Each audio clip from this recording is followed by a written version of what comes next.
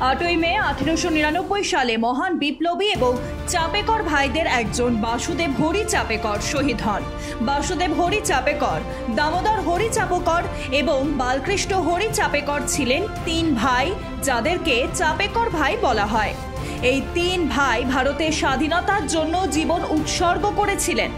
1897 সালে পুনেতে একটি প্লেগ মহামারী ছড়িয়ে পড়ে, কিন্তু ব্রিটিশ কর্তৃপক্ষ যখন এটি থেকে পরিত্রাণের জন্য বিশেষ কোনো প্রচেষ্টা না করে, তখন তিন ভাই বিপ্লবের পথ বেছে নেন এবং সিদ্ধান্ত নেন যে তারা শুধুমাত্র plague commissioner Walter Charles rent এবং অন্য একজন অফিসার আয়ারস্টকে হত্যা করবেন। 22 জুন 1897 সালে রানী ভিক্টোরিয়ার 60তম জন্মদিনে পুনে গভর্নমেন্ট হাউসে পালিত হয়। ব্রিটিশ অফিসার রেন্ট এবং অ্যারেস্টও এই ইভেন্টে অংশ নেবেন বলে তথ্য ছিল। এরপর দামোদর হরি চাপেকর ও বালকৃষ্ণ হরি চাপেকর তার এক বন্ধু সহ সেখানে পৌঁছন। দামোদর হরি চাপেকর কমিশনার র্যান্ডের গাড়িতে উঠে তাকে গুলি করে এবং বালকৃষ্ণ হরি চাপেকর অ্যারেস্টকে বুলেট দিয়ে ছত্রভঙ্গ করে দেয়। এরপর ব্রিটিশরা তার উপর 20,000 টাকা পুরস্কার রাখে। পুরস্কারের প্রলোভনে চাপেকর ভাইদের দুই সহযোগী তাদের খবর দেয় এবং তাদের গ্রেফতার করে। বালকৃষ্ণ হরিকে 12ই মে 1899 সালে ফাঁসি দেওয়া হয়েছিল এবং দামোদর হরি চাপেকরকে 18 এপ্রিল 1898 সালে ফাঁসি দেওয়া হয়েছিল। ব্রিটিশ অফিসার ব্রেন্টের হত্যার বিচার চলাকালীন বাসুদেব হরি চাপেকর সেই ব্যক্তিকে গুলি করে হত্যা করেছিলেন যে আদালতে তার ভাইদের সাথে বিশ্বাসঘাতকতা করেছিল, যার কারণে ব্রিটিশরাও তাকে গ্রেফতার করে এবং তার দুই ভাইয়ের সামনে অর্থাৎ 1899 সালের 8ই মে ফাঁসি দেয়। खानदानी लुटेरों की कोशिश होगी बेकार, फिर एक बार मोदी सरकार। सर्टिफिकेट डिप्लोमा के 74 कोर्सेज आरकेडीएफ यूनिवर्सिटी। 8ই মে 1929 সালে ঠুমরির রানী গিরিজা দেবী বারাণসীতে জন্মগ্রহণ করেন। ঠুমরি ভারতীয় শাস্ত্রীয় সঙ্গীতের একটি জনপ্রিয় গাওয়া শৈলী। স্বাদ, রং এবং আবেগ এতে প্রাধান্য পায়। বেনারস ঘরানায় গিরিজা দেবী 1972 সালে পদ্মশ্রী, 1989 সালে পদ্মভূষণ এবং 2016 সালে পদ্ম বিভূষণে ভূষিত হন। তিনি 1949 সালে অল ইন্ডিয়া রেডিও এলাহাবাদ থেকে সঙ্গীত জগতে তার সর্বজনীন আত্মপ্রকাশ করেন। তিনি 1951 সালে বিহারের প্রথম পাবলিক কনসার্ট করেন। গিরিজা দেবী শাস্ত্রীয় সঙ্গীতের পাশাপাশি ঠুমরি গাইতে পারদর্শী ছিলেন। এই কারণেই তাকে ঠুমরির রানী বলা হয়। তৎকালীন সমাজের বিরুদ্ধে গিয়ে তিনি খুব অল্প বয়সেই গুরু পণ্ডিত সূর্যপ্রসাদ মিশ্রের কাছে গানের তালিম নেন। 1952 সালে গিরিজা দেবী দিল্লির কনস্টিটিউশন ক্লাবের রাষ্ট্রপতি, প্রধানমন্ত্রী এবং অন্যান্য মন্ত্রীদের সামনে ঠুমরি গান পরিবেশন করেন।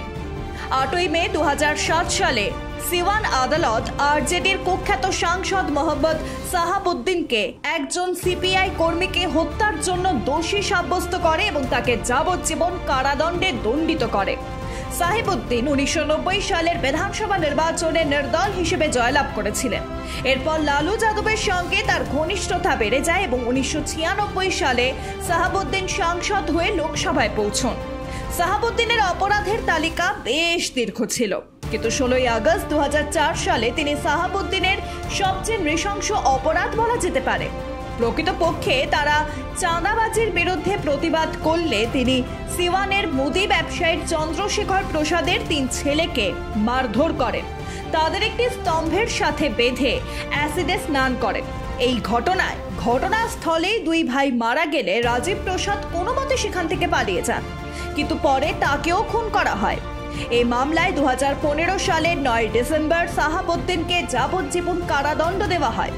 15ই ফেব্রুয়ারি 2017 সালে সুপ্রিম কোর্ট সাহাবুদ্দিনকে সিওয়ান জেল থেকে দিল্লির তিহার জেলে স্থানান্তরিত করে।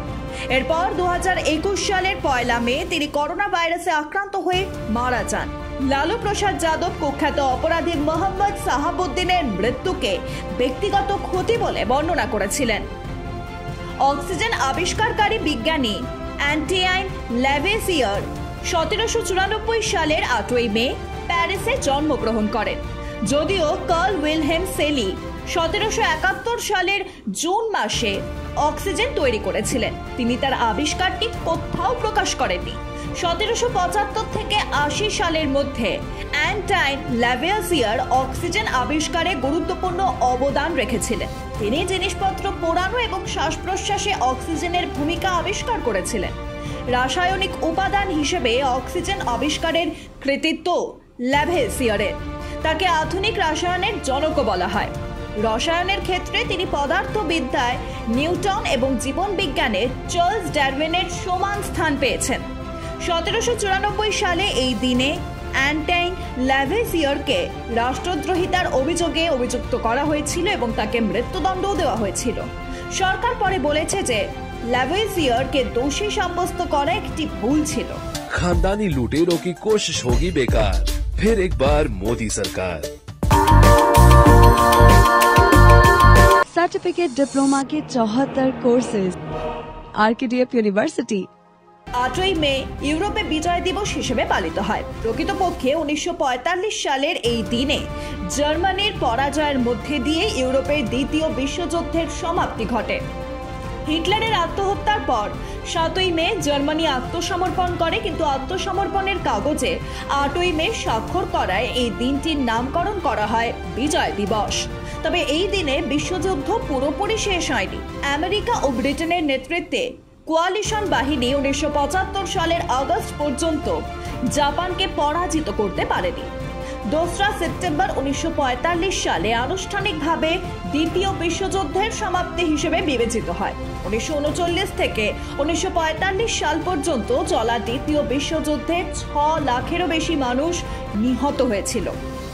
আন্তর্জাতিক রেড ক্রস দিবস 8ই মে পালিত হয়। নোবেল শান্তি পুরস্কার বিজয়ী Henry Dunant international committee of the red cross প্রতিষ্ঠা করেন। হেনরি 8ই মে 1828 সালে জন্মগ্রহণ করেন। তাই তার জন্মবার্ষিকীতে এই দিনটিকে রেড ক্রস দিবস হিসেবে পালন করা হয় সারা বিশ্বে তার ভাবনা ছড়িয়ে দেওয়ার লক্ষ্যে। আসুন আমরা আপনাকে বলি যে বিশ্ব রেড ক্রস সোসাইটি খাদ্য ঘাটতি, প্রাকৃতিক দুর্যোগ, যুদ্ধ এবং মহামারীতে সাধারণ মানুষকে সাহায্য করার জন্য পরিচিতি। হেনরি ডুনান্ট 1859 সালের ইতালির যুদ্ধে আহত সৈন্যদের দুর্দশার কারণে গভীরভাবে আহত হয়েছিলেন, কারণ যুদ্ধক্ষেত্রে আহত সৈন্যদের চিকিৎসার জন্য কোনো চিকিৎসা সুবিধাই ছিল না। এতে আহত হয়ে তিনি 1863 সালে আন্তর্জাতিক রেড ক্রস কমিটি গঠন করেন। হেনরি ডুনান্ট মানবতার সেবার জন্য 1901 সালে প্রথম নোবেল শান্তি পুরস্কারে ভূষিত হন।